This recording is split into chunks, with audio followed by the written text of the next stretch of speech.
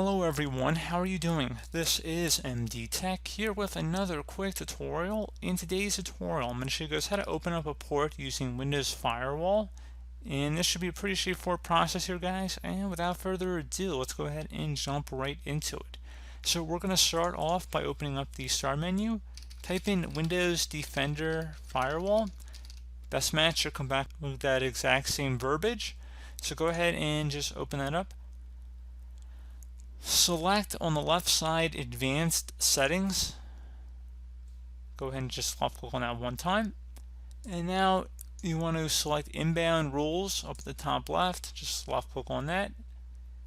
And now you want to locate the New Rule button over here on the far right side. It says, what type of rule would you like to create? Select Port. Rule that controls connections for TCP or UDP port.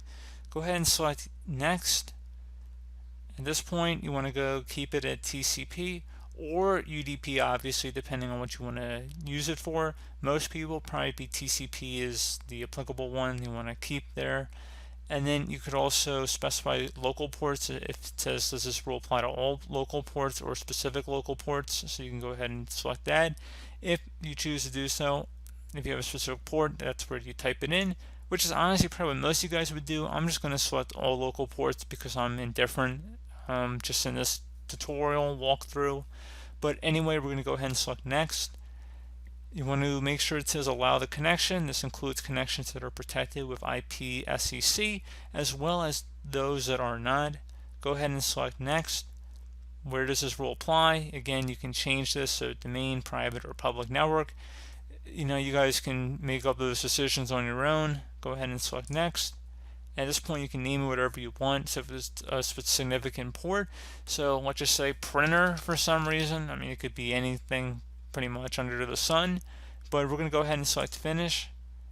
And once that is done, there should be a new rule in here. You can see our printer name. That's what we named it. So pretty straightforward process. You would do the same thing with the outbound rules. It's the same process if you just went underneath outbound rules, so I'm not going to bore you guys going through that, but again, very straightforward process. And in the event you want to delete that rule at some point, you just can right click on it and select delete or disable, whatever you prefer, and just select yes to delete it, and there you go. Simple as that. So pretty straightforward process, guys. I do hope I was able to help you out, and I do look forward to catching you all in the next tutorial. Goodbye.